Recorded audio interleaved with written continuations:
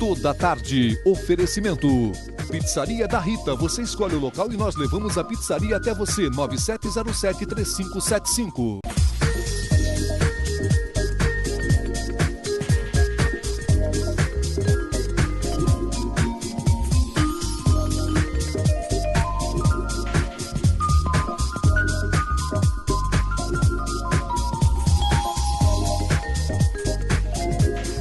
Muito boa tarde, hoje é dia 4 de setembro, sejam bem-vindos ao nosso programa, que aliás está especialmente feminino. Vamos falar de assuntos muito interessantes, como por exemplo, vocês adoram fazer artesanato, né? E hoje é uma aula super fácil, o nosso segundo dia ensinando automaquiagem, vocês também não podem perder. Agora um assunto muito interessante que atinge 10% das mulheres, segundo a doutora Daniela Diniz, ginecologista, que é a endometriose. Ela vai estar aqui nos nossos estúdios falando tudo sobre a doença, causas, tratamentos, diagnósticos. Eu tenho certeza que vocês vão gostar. Mas tudo isso vai acontecer logo após o intervalo e a gente já volta com ela, a ginecologista doutora Daniela Diniz, explicando tudo sobre endometriose.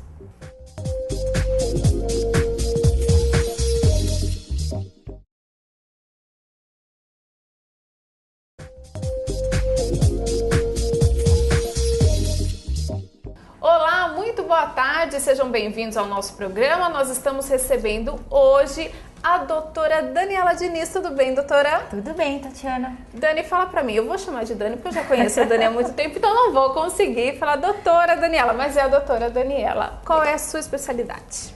Tati, agora vamos retribuir a gentileza, né? Eu sou ginecologista e obstetra e tenho como área de maior atuação a endoscopia ginecológica. Olha só. Que é a especialidade cirúrgica minimamente invasiva, que faz a videolaparoscopia, que é a cirurgia pelo umbigo, e a esteroscopia. Inclusive, você trouxe aqui um livro que eu achei bem interessante. Isso. O qual você cedeu todas as fotos Foi. que tem dentro dele, das cirurgias, dos procedimentos que você fez. É isso mesmo. Né? E um assunto que você domina muito bem, né? Um assunto que eu adoro. Na verdade, esse é um livro que fala sobre o endométrio, que é o nome científico do revestimento interno do útero, que causa uma série de doenças, uma série de alterações, dentre elas a endometriose, que é chamada de a doença da mulher moderna. O que é endometriose? Então, endometriose é o nome médico que a gente dá para uma doença que é muito frequente. É uma doença que acomete aproximadamente 10% das mulheres. Quer dizer que, pegando a nossa família, 1 em cada 10 pode ter. Está mais perto do que a gente imagina. E é importante falar sobre isso porque ela é pouco diagnosticada e mal diagnosticada. Toda mulher, durante o fluxo menstrual, tem um pouquinho de sangramento que reflui pela trompa e cai dentro do abdômen, que o corpo da gente mesmo consegue limpar. Até aí é normal. Isso é normal, todas nós mulheres temos. Mas algumas mulheres têm um pouco de dificuldade em lidar com esse sangue menstrual, que continua proliferando pela presença das células do endométrio em cima do ovário, nas trompas, até mesmo no intestino e na bexiga. E a importância dessas células é que enquanto a mulher tem o fluxo menstrual normal, ela também tem um sangramento interno, dentro do abdômen, que dá aderência, dá retração e futuramente pode dar cisto de ovário, dificuldade para engravidar e dor. Agora, o duro, né, que eu achei quando você estava me explicando da endometriose, é que às vezes as pessoas têm e não sabem, né? É difícil diagnosticar, não é isso? Não existe um exame que consiga dizer se você tem ou não tem endometriose. Existem marcadores.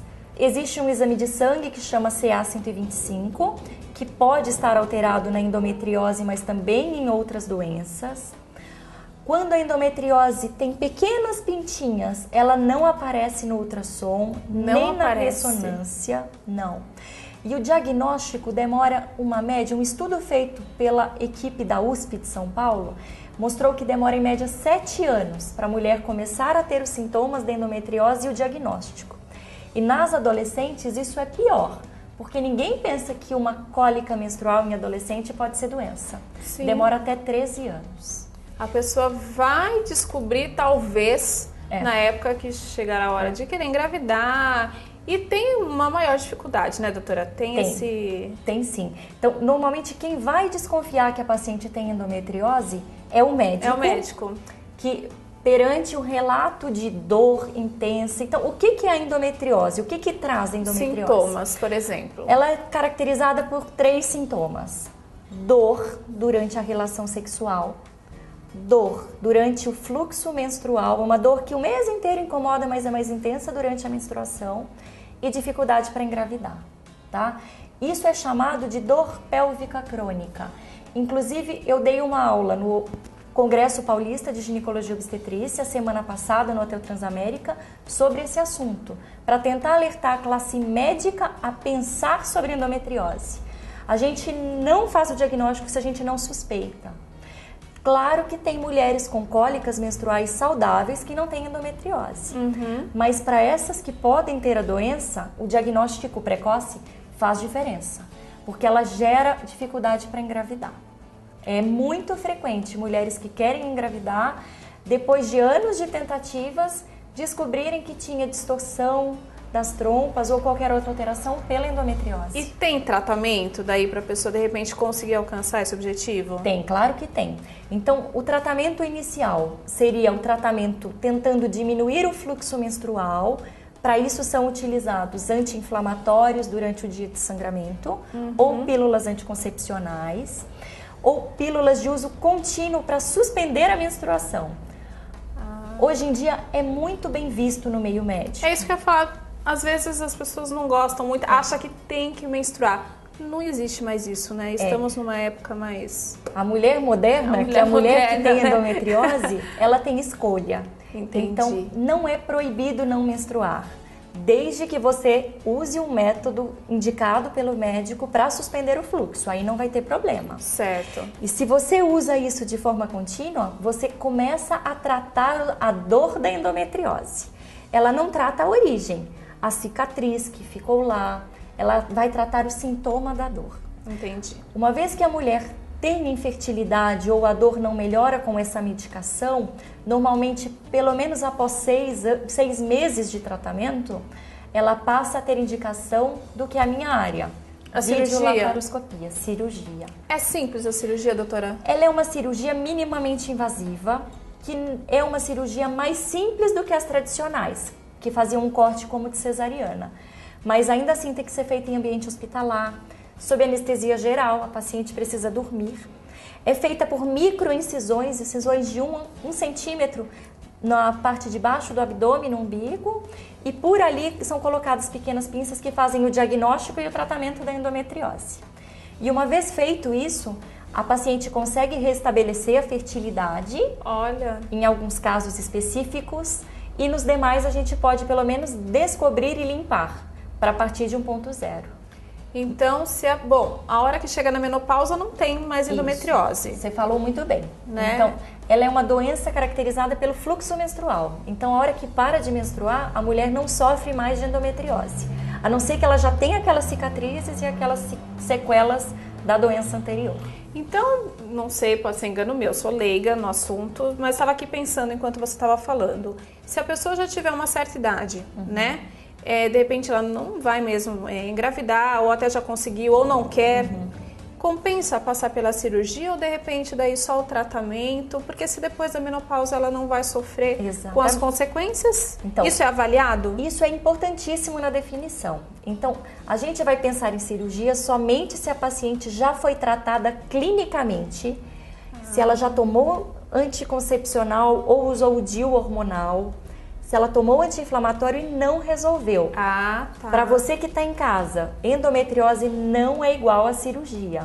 Primeiro tratamento, e se o tratamento clínico com medicação falhar, cirurgia.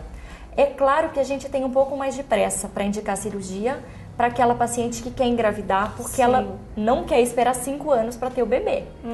E para as outras que já estão perto da menopausa, a gente tenta postergar isso maior tempo que for necessário. Já falando sobre o assunto, já que nós estamos falando de fertilidade, gravidez, idade. As pessoas devem se preocupar com isso, até quando descobre que tem endometriose. Hoje existe ainda essa questão da gravidez, uma idade limite? Cada vez mais a gente evolui. Então ainda existe uma idade de segurança. Medicamente, 35 anos seria uma idade de limite em que é menos frequente ter alterações genéticas como síndrome de Down e as complicações do pré-natal, pré-eclâmpsia, diabetes gestacional, hipotireoidismo e ganho de peso.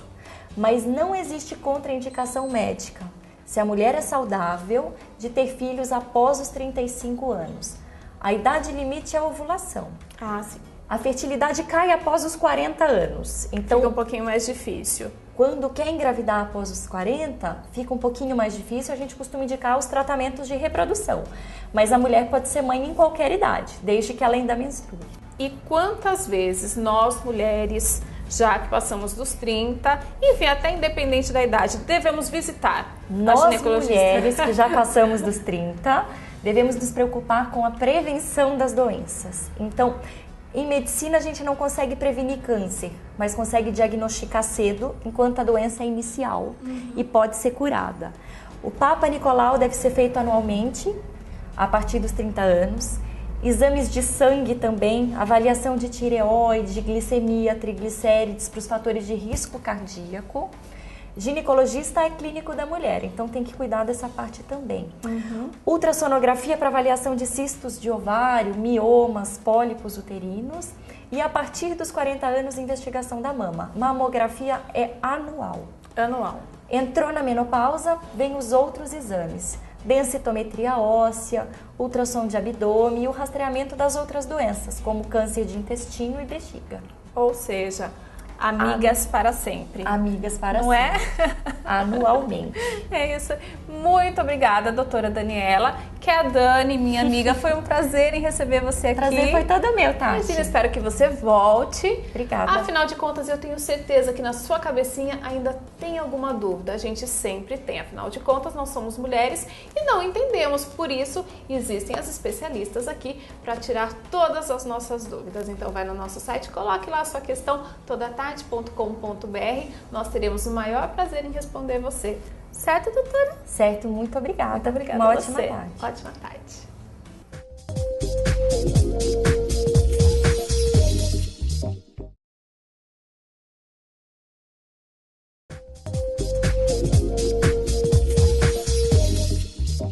Bom, agora chegou a hora de artesanato. Débora Martinez vai ensinar vocês uma aula super legal e super fácil. Quer saber? Não vou adiantar o que é não. Dá uma olhada, ela vai começar a ensinar agora.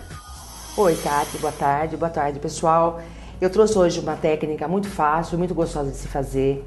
É a técnica chamada de pátina mexicana. Nessa pátina a gente usa sempre de 2 a 3 tons de tinta. Eu achei melhor trazer 3 para vocês verem o efeito que ela dá com os 3 tons. A princípio, a gente trabalha com uma peça crua em MDF e trabalhamos sempre com o tom de baixo. O primeiro tom, ele é pintado a peça inteira. Também não é necessário a lixa agora. A gente vai lixar a peça só no final, tá? Então, eu já trouxe a peça inteirinha de azul, fundo, toda a parte de dentro. E trouxe esse pedaço aqui para trabalhar com vocês a segunda cor de tinta, que seria o tijolo. Então vamos lá. A primeira coisa que a gente tem que fazer é trabalhar com a cera incolor, marcando bem aleatoriamente alguns locais na peça. Eu não vou me preocupar em ser simétrica, eu vou trabalhar com ela bem à vontade. A gente não trabalha com a vela, a gente vai trabalhar diretamente com a cera. E sempre a cera incolor. O fundo eu deixo sempre por último. Em qualquer peça que eu faço, qualquer coisa que eu trabalho, o fundo é a última coisa que eu vou me preocupar. Depois desse trabalho com a cera, eu vou vir com a segunda cor de tinta. A primeira foi o azul, que eu pintei a peça inteira. E agora eu vou trabalhar com a segunda cor de tinta, que seria o tijolo. Eu já fiz um pedaço para vocês verem como fica, tá? Venho com o rolo, porque eu não posso ter aqui uma tinta com uma espessura muito grande. Eu tenho que ter uma tinta com uma espessura bem leve.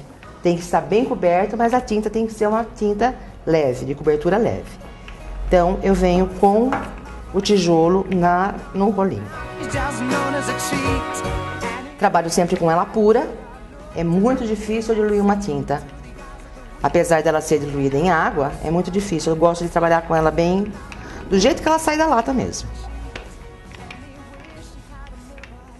Como eu trabalhei com cera, eu não posso usar o secador de cabelo ou qualquer outro aparelho que esquente para secar essa peça. Essa peça ela vai ter que ser seca normalmente ao tempo, tá? Então, eu tenho esse lado pronto. Aqui eu ainda vou trabalhar com uma outra ou mais uma segunda ou terceira mão de tinta. E eu já trouxe esta daqui para vocês verem como que fica. Essa já tá seca, totalmente seca, e eu vou trabalhar agora com a pérola. A tinta pérola é a mesma coisa. A gente vai trabalhar por cima desse. Só que antes a gente vai procurar descascar a peça. Para eu conseguir descascar essa peça, como ela já tá com a tinta seca, eu vou usar, para ficar mais fácil, um pano úmido em cima. Para eu não precisar forçar muito para passar a espátula. Essa espátula ela é achada em lojas de material de construção.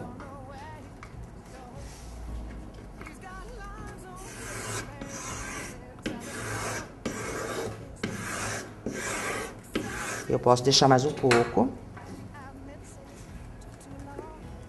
Como faz tempo já que eu pintei, então a tinta está bem seca. Então ela vai precisar de um pouquinho mais de tempo no pano úmido.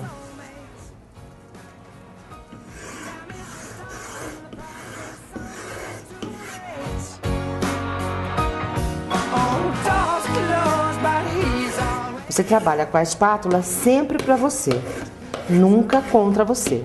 A mesma coisa quando você vai pintar uma peça. A tinta é sempre em sua direção, nunca é contrário a você.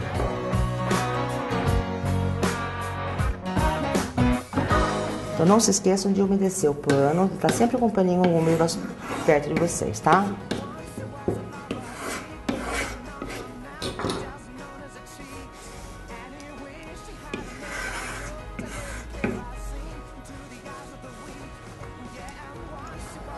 Quando a gente trabalha com alguma peça vazada, a gente tem que ter sempre o apoio lateral, porque como ele é feito a laser, às vezes ele é muito fininho à volta.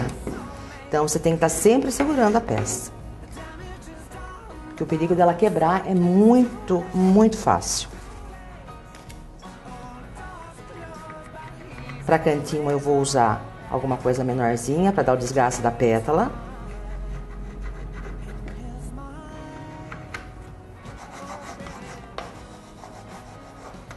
Nossa peça está bem raspada.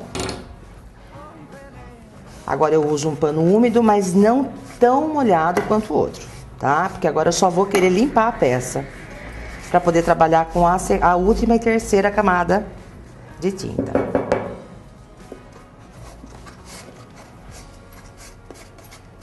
Prontinho. A nossa peça está limpa, seca, pronta para receber a próxima base de tinta, a gente vai trabalhar com a tinta pérola agora. Estão gostando? Bom, não vou interromper muito não, o intervalo é rapidinho, na volta a gente continua com a aula de Débora Martinez.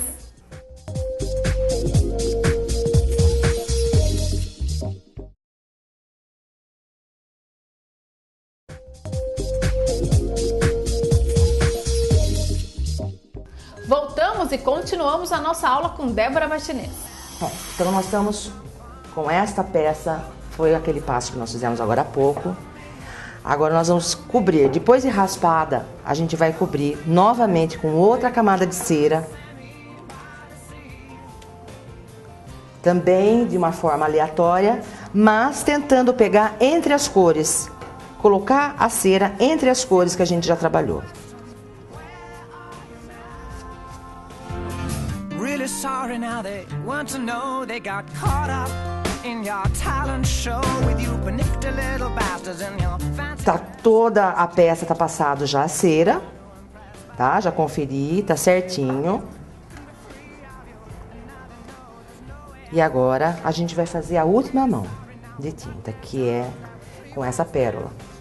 É muito importante que a gente trabalhe com o rolo com a tinta nele inteirinho.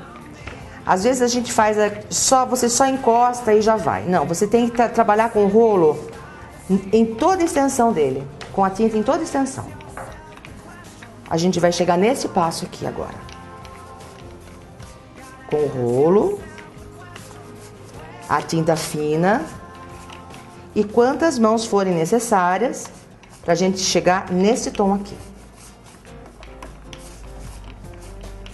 Lembrando que não se pode usar agora o secador de cabelo ou qualquer outro soprador que esquente a cera, tá? A cera vai derreter e a gente vai perder o trabalho.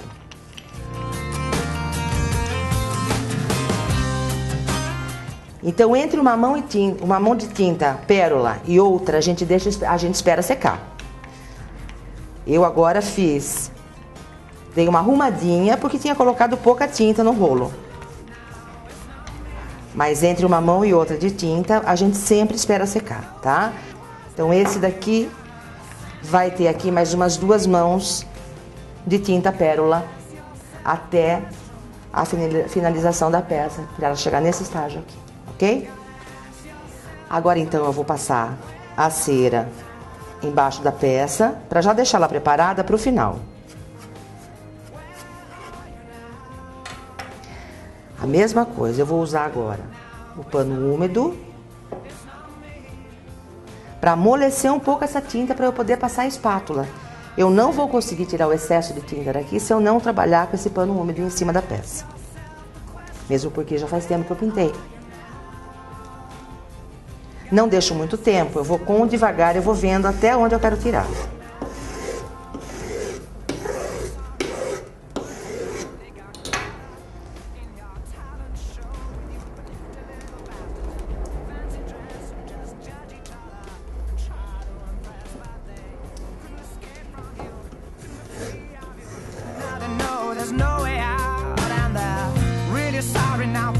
Lembrando que aqui eu passei a cera em vertical e horizontal, eu trabalho com a espátula também em vertical e horizontal. O ideal é que essa peça seja feita assim que a tinta seque, para que você não precise trabalhar tanto com o pano úmido.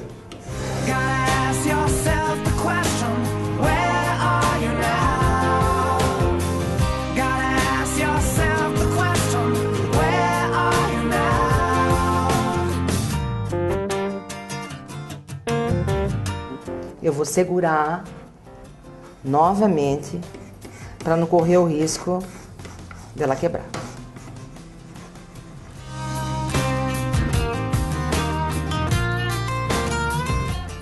Para partes mais delicadas eu venho com uma faca menor, que a gente sempre tem em algum lugar. Pode ser uma faquinha de cozinha. Agora eu trabalho com a lixa número 220, que é para dar o acabamento final na peça.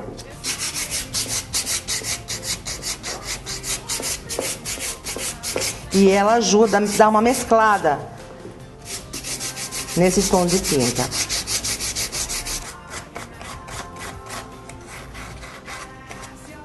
E a número 400 para fazer a finalização da peça, tá? A número 400 é aquela lixa que deixa a peça bem lisinha. E a gente vai precisar usar dela. Aliás, tudo que vocês forem fazer, é sempre bom que vocês tenham à mão a lixa número 220 e a de número 400. Prontinho.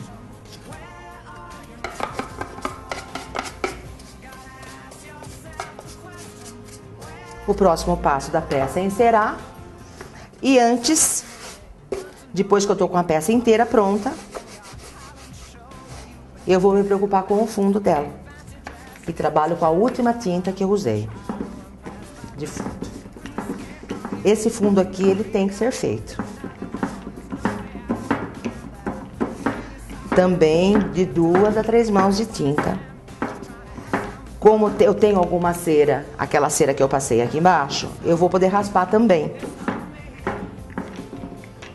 Tá? Então esse aqui é o passo a passo do nosso porta-guardanapo. É um trabalho muito gostoso, fácil, rápido e fica muito bonito na mesa. Vou colocar para vocês verem aqui o efeito que ele dá com o guardanapo, tá? Prontinho. Obrigado, Tati. Um grande abraço para você, para todos vocês também. Muito obrigado, viu? Um beijão.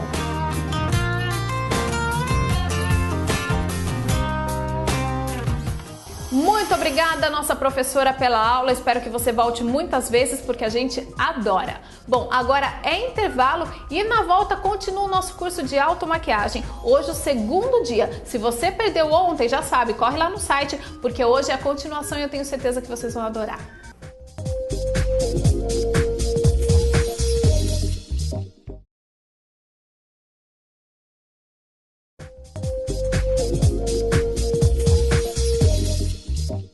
Agora sim, segundo dia com Gabi Gusso ensinando automaquiagem. Para uma maquiagem pro dia, eu gosto de fazer uma maquiagem super simples. Você vai ficar até brava comigo, porque ela é muito simples. Não fica brava não, vou adorar, que é isso que eu quero. Simples. Ó, nós vamos pegar o lápis bege, que ele tem uma cor muito parecida com a cor da pele. Então a gente vai aplicar exatamente nessa bolinha, ó. Só aqui dentro da bolinha. A gente tem uma bolinha que sai as nossas lágrimas ali, né? É aqui e lá dentro que a gente aplica ela, ó. Dentro da bolinha. Dentro da bolinha. Isso, você não vem até o fim. Só aqui. Isso vai servir para abrir o olhar. O seu olho ficar um pouquinho maior. Nossa, o meu então, que é mínimo. Pode aplicar até lá, isso, até lá em cima. Aplicou. Agora a gente vem com o lápis marrom. O marrom, ele vai ser na raiz do cílio. Ele não é nem dentro e nem fora, ele é na raiz do cílio. Então nós vamos chegar bem pertinho do espelho e vamos achar a raizinha do nosso cílio. Aonde tiver a raizinha, ó, a gente aplica o lápis marrom. Ó, na raizinha do pelo. Esse eu acho difícil. Aí eu vou até onde? Vai até a bolinha, sem entrar aqui. Vai até aquela bolinha que a gente aplicou o branco, ó. Ó, como se quando a gente aplica na raiz, o branquinho não sai. Agora uma dica muito legal. Sempre que a gente aplicar o lápis, sempre que a gente usar o lápis, a gente tem que aplicar uma sombra por cima dele, para ele secar. O lápis é cremoso, então por isso que as mulheres ficam escorridas durante o dia. Então, sempre que você passar o lápis, você vem com esse pincel fininho, que é o que a gente vai escolher para trabalhar com escuro. É o que eu indico. Tá. Então eu vou pegar até o seu marrom aqui, ó, que é esse marrom mais escuro, um pouquinho só uma batidinha. E aí a gente faz assim nele, que é pra sair o excesso, tá? E aí levemente, ó, eu venho aplicando em cima do lápis. Uma dica importante, preste atenção na ponta do meu pincel. Olha aqui, ele não se mexe, ele não faz isso aqui. Ah, tá. Ele só, quanto menos a ponta do meu pincel se mexer, mais suave a minha mão tá.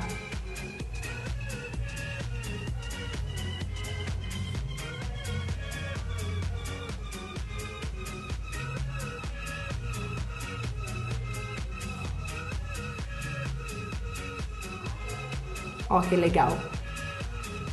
Ele perde aquela aquele traço firme, aquele traço marcado do lápis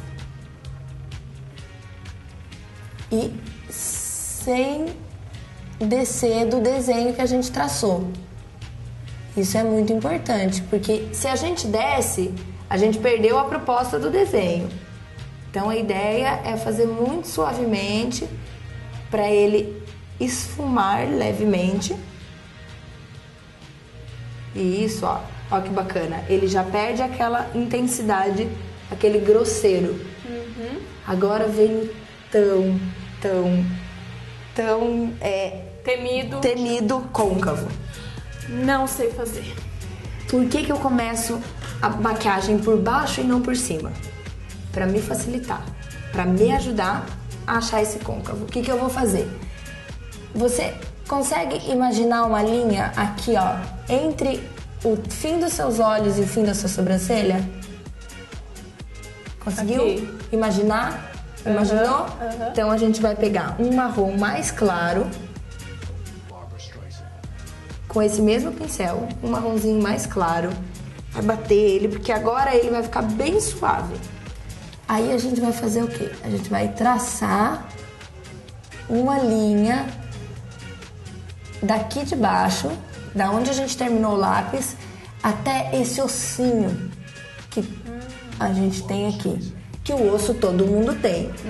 Independente do olho ser pequeno, mais fundo, mais pra fora, mais redondo, mais amendoado, todo mundo tem o osso. Então vamos nos tocar. Ó, vamos lá achar o ossinho. Achou o ossinho? Então a minha linha vem da onde eu terminei o meu lápis até o meu ossinho. E só. A gente vai só traçar, ó. Então, se eu puxo esse olho pra cá e esse olho pra cá, eu vou sair assim. Então, a ideia é não... Agora esquece a outra mão. Nossa auxiliar vai ficar pra próxima. Ó. Só até o ossinho. Sentiu o ossinho, parou a sombra.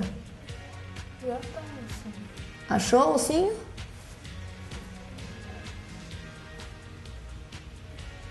Então, agora vamos fazer no outro.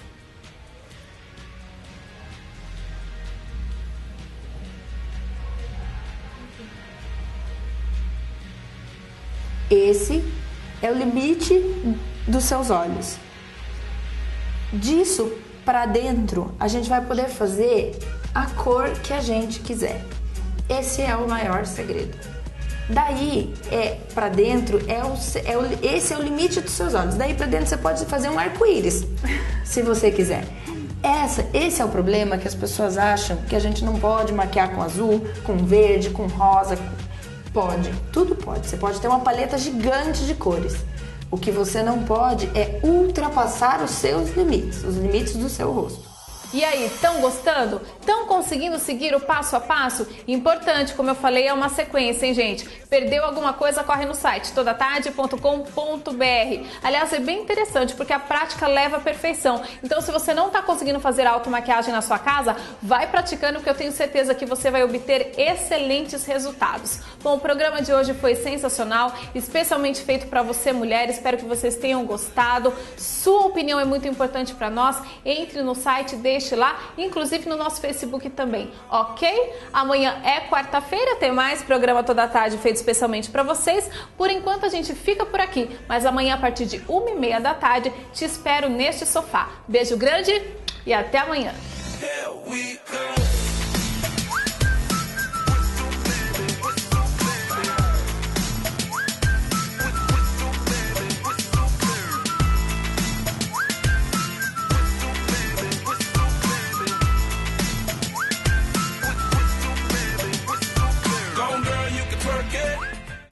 Toda Tarde, oferecimento.